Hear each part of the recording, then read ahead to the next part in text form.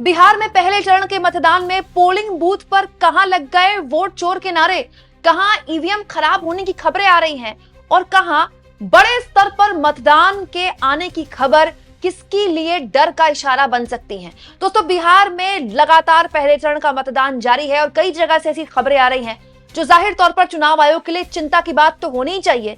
साथ में एक सवाल भी होने चाहिए कि आखिर ऐसा कैसे हो गया कि जिस चुनाव के लिए इतनी तैयारियों के दावे चुनाव आयोग कर रहा था, वहां बीच वोटिंग के दिन इतनी बड़ी गड़बड़ हो गई।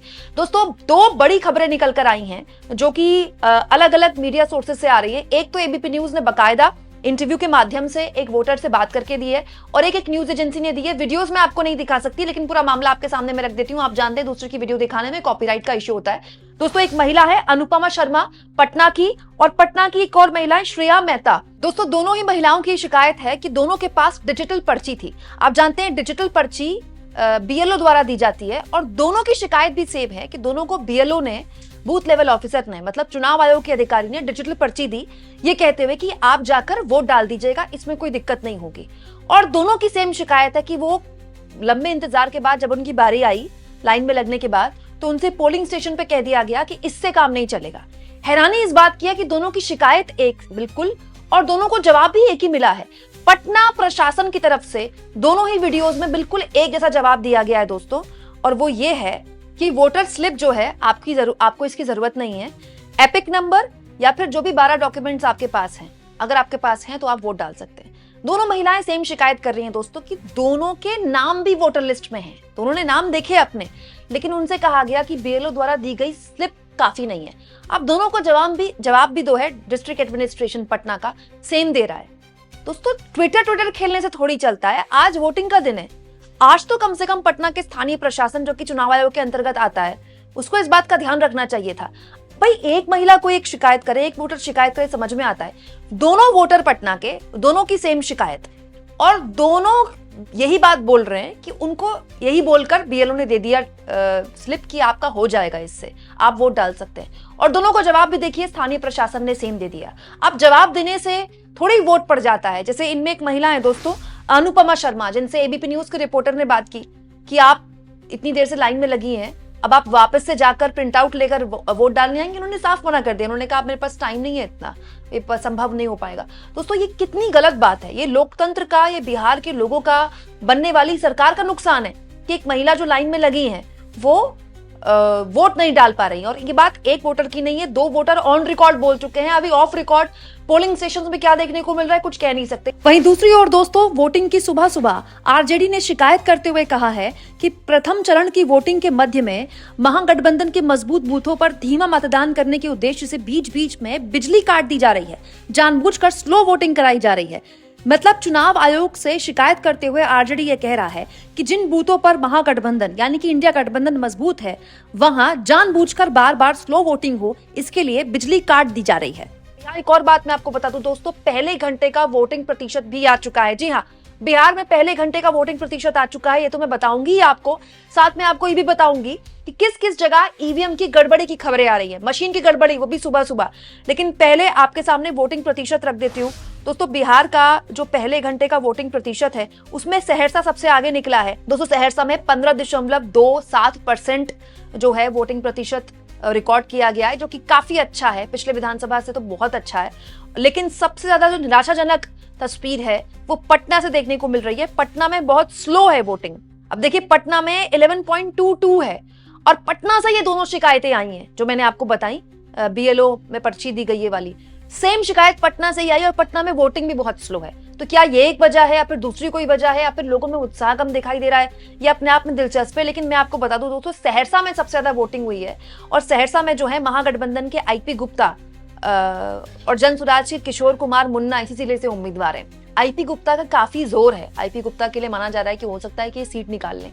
तो अब देखना दिलचस्प होगा किस तरह से खैर चीजें निकल कर आती है। अभी तो ये पहले घंटे का जो वोटिंग प्रतिशत है वही देखने को मिला है। वहीं दूसरी ओर कुछ और खबरें हैं दोस्तों जो चिंताजनक होनी चाहिए चुनाव आयोग के लिए, क्योंकि चुनाव आयोग खुद प्रेस कॉन्फ्रेंस करके कहता है कि वो बढ़िया तैयारी कर चुका है।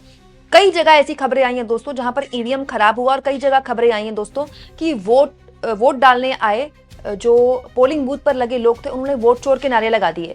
दरअसल दैनिक भास्कर की कुछ देर पहले की एक खबर है दोस्तों, वैशाली के लालगंज में बूथ नंबर 334 और 335 में ईवीएम खराब होने पर लोगों ने वोट चोर के नारे लगा दिए। दिलचस्प है दोस्तों, लोगों की पान की दुकान और ड्राइंग रूम से निकलकर अब ये वोट चोर के नारे पोलिंग स्टेशन तक पहुंच गए। पोलिंग बूथ में जब ईवीएम खराब हुआ तो लोगों ने वोट चोर के नारे लगा दिए। इसके अलावा दरभंगा के बूथ नंबर 153 पर ईवीएम खराब होने से वोटिंग शुरू नहीं हो पाई, मतलब वोटिंग ही शुरू नहीं हो पाई। सुबह सुबह की ये जानकारी आपको दे रही हूँ। राघोपुर में भी ईवीएम खराब होने की वजह से मतदान रोकना पड़ा। दिलचस्प ये दोस्तों को खुद चुनाव आयोग कहता है कि पहले मतदान उसके बाद जलपान, और लोग भी चाहते हैं कि पहले जल्दी जल्दी मतदान करके अपना काम खत्म कर लें। लेकिन अगर सुबह सुबह ही मशीन खराब होने की खबर आ जाएगी तो ये लोगों के उत्साह में कमी आती है जाहिर तौर पर। और ये जो मशीन है दोस्तों, इसकी पहले से ही बाकायदा प्रैक्टिस की जाती है, इन मशीनों को चेक किया जाता है।